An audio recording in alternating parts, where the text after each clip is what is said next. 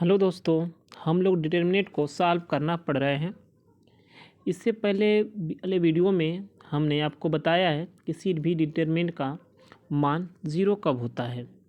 इस वीडियो में भी हम लोग एक प्रकार का ऐसा ही डिटर्मिनेंट पढ़ेंगे जिसकी वैल्यू ज़ीरो कब होती है ये हम जानेंगे।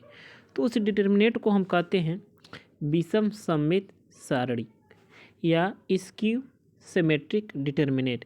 इसकी वैल्यू ज़ीरो कब होती है, तो आइए हम इसके बारे में पहले जानते हैं विषम सममित सारणी होता है क्या। तो देखिए, इसके दो पहचान है। पहला होता है कि डायगोनल एलिमेंट ज़ीरो होना चाहिए। डायगोनल एलिमेंट जिसको हम विकर्ण बोलते हैं वह ज़ीरो होना चाहिए। और इसके अपोजिट का मतलब एक डायगोनल के ऊपर एक नीचे जो एलिमेंट है उनका सम आपस में क्या हो जाना चाहिए, ज़ीरो होना चाहिए। जैसे माइनस है ए को ऐड करेंगे तो ज़ीरो हो जाएगा।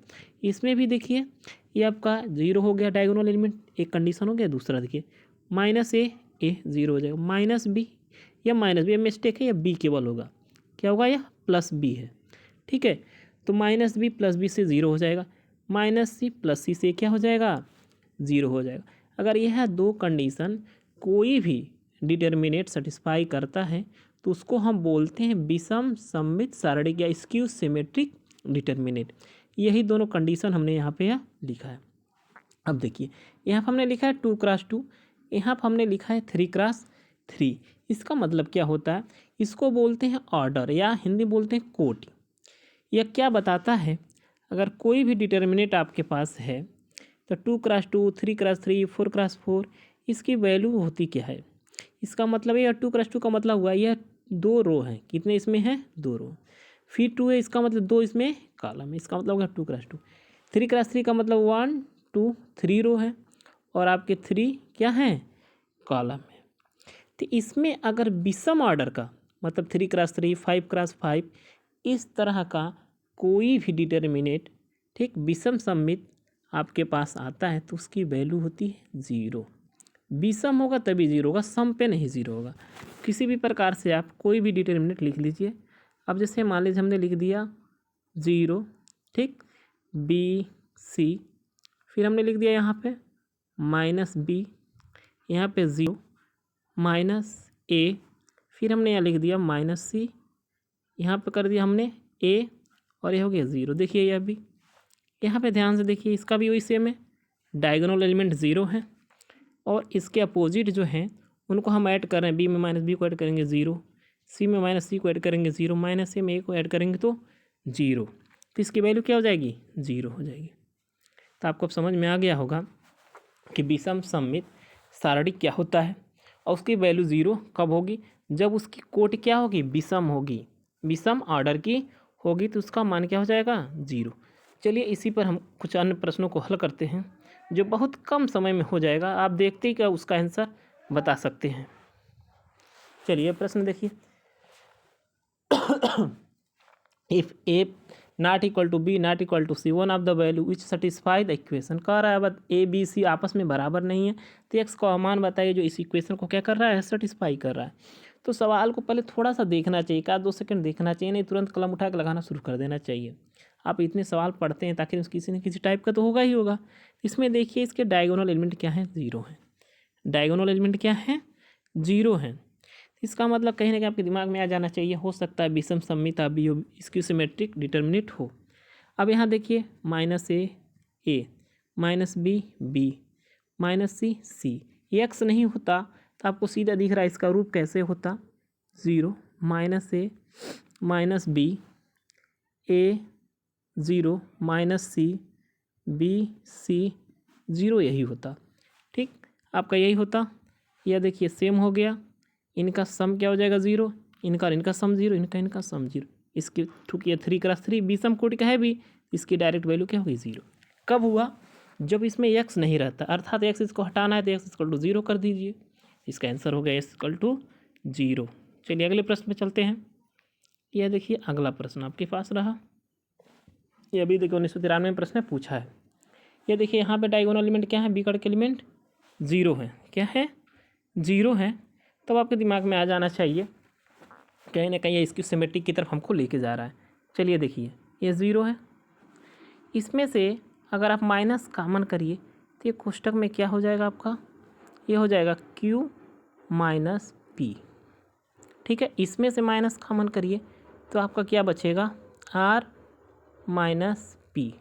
चलिए फिर आप यहाँ देखिए, इसमें ये आपका क्यू माइनस पी रहेगा, ये आपका क्यू माइनस पी रहेगा, ये आपका ज़ीरो है, वो आपका क्या है, आर माइनस कॉमन कर लीजिए तो माइनस आर माइनस क्यू ये हो जाएगा। तीन एलिमेंट में हमने कॉमन किया क्योंकि ये आपस में सेम है। ठीक है, इनको हमें दिखाना है, तो यह हो गया आर माइनस पी, ये आपका क्या होगा, आर माइनस क्यू, और ये आपका ज़ीरो है। तो सेम आपका वही प्रोसेस हो गया। देखिए यह क्या है, ज़ीरो है, और इसका देखिए यह अपोजिट है, यह प्लस में है तो यह माइनस में ऐड करेंगे, इसको जीरो हो जाएगा, इसको ऐड करेंगे यह जीरो हो जाएगा, इसको ऐड करेंगे यह जीरो हो जाएगा। तो ये इसका सीधा वैल्यू क्या हो जाएगी, जीरो आ जाएगी, इसकी वैल्यू क्या होगी, ज़ीरो। ठीक है, चलिए अगले प्रश्न पे हम चलते हैं। यह देखिए आपके पास प्रश्न है, यदि a plus B plus C equal to pi then the value of, या a plus B plus C की वैल्यू दिया है, पाई है, और इसकी वैल्यू पूछ रहा है। देखिए यहाँ पे दो जीरो आपको दिख रहे हैं, क्या तीसरा भी जीरो हो सकता है? अगर तीसरा जीरो होगा तो हमारे दिमाग में आएगा इसकी सिमेट्रिक, तो A plus B plus C equal to pi है, तो यहाँ रखेंगे तो साइन पाई आएगा। साइन पाई का मतलब ये साइन 180 अंश, साइन 180 अंश का मान क्या होता है, जीरो। इसका मतलब इसके बी का के एलिमेंट है जीरो। तो चलिए इसको हम देख लेते हैं कैसे सॉल्व हुआ। तो यहाँ पे देखिए आप, ये आपका हो गया। तो यहाँ भी सवाल को हमने उतारा है। ठीक है, हमने A plus B plus equal to pi put किया, A plus B equal to pi minus C put किया है। तो यहाँ पे देखिए साइन पाई हो गया है, और यहाँ पे कास पाई माइनस सी हो गया, क्योंकि A plus B equal to pi minus C put हमने किया है। बाकी एलिमेंट सेम वही हैं। फिर वैल्यू पुट करिए तो पाई का मान हमने यहाँ जीरो कर दिया, कास पाई माइनस सी, इसका मतलब कास 180 माइनस सी। तो ये आपका हो जाएगा, कास जो होता है 180 बदलता नहीं, इसलिए कास आएगा। अब पाई पे जब माइनस में आप जाएंगे, पाई में से कुछ भी घटाएंगे वो सेकंड कोऑर्डिनेट में जाएगा, अर्थात सेकंड चतुर्थांश में। आकाश का मान सेकंड में माइनस में होता, तो यहाँ पे इसलिए आगे माइनस लग गया। अब चलिए इसको हम देखते हैं, यह हो गया आपका डायगोनल एलिमेंट सेम, इसको ऐड करिए जीरो, इसको जीरो, इसको जीरो। और जीरो क्या करना, अपोजिट होता, आप देखते कैसे जान जाएंगे, ऐड करने की कोई ज़रूरत नहीं है। तो इसकी वैल्यू क्या आ गई, जीरो। ये हो गया, इसका आंसर हो गया। चलिए अगले प्रश्न पे चलते हैं। चलिए ये आपका प्रश्न रहा, डायगोनल एलिमेंट देखिए ज़ीरो है। जैसे डायगोनल एलिमेंट आपको ज़ीरो दिखा, आपके दिमाग में तुरंत एक बार जरूर आ जाना चाहिए, क्यों ना, या इसकी सिमेट्रिक डिटरमिनेंट होगा कि नहीं होगा, या जो भी है सब विषम कोटि के हैं, इसलिए उसकी चर्चा हम बार बार नहीं कर रहे हैं।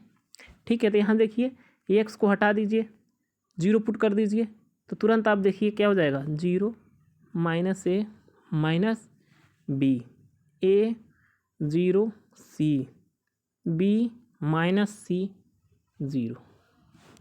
तो आप देख रहे होंगे ये आपका हो गया, ये ज़ीरो था, ये पहले से दिया है। अब ये भी देख रहे हैं, यह इसका अपोजिट है। ठीक है, अपोजिट है, और यह इसका है, या इसका ऐड करेंगे आपस में ज़ीरो। इसकी वैल्यू क्या होगी, ज़ीरो। कब, जब एक्स इक्वल टू ज़ीरो, तो एक्स का ही वैल्यू आपसे पूछा है, तो एक्स इक्वल टू क्या हो गया, जीरो हो गया। चलिए अगले प्रश्न पे आते हैं। यह प्रश्न मुझे बहुत अच्छा लगा, और प्रश्न है भी। ठीक है, ये देखिए 1981 में IIT में पूछा है।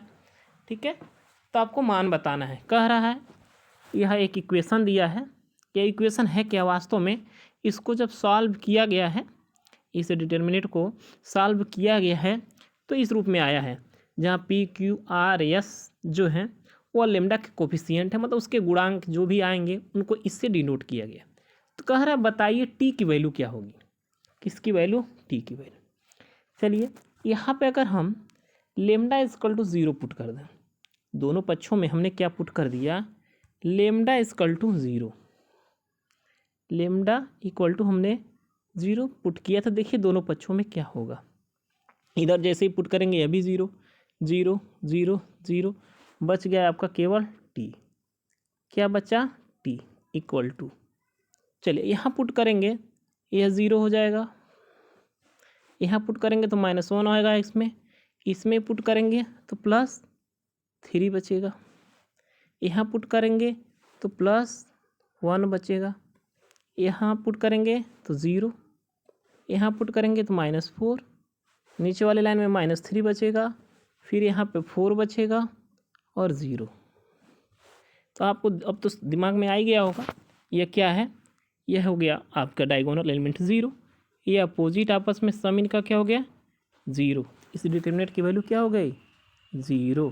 तो टी इक्वल टू क्या आ गया 0 आ गया। क्या आ गया 0। तो देखिए ये सभी सवाल कितने आसान तरीके से लग गए हैं। इस तरह का बहुत सारे सवाल आपके सामने आएंगे, उसको भी आप लगा लेंगे। सवाल को बस आपको पहचानना है, बाकी सवाल लगाने में प्रॉब्लम आपको नहीं होगा।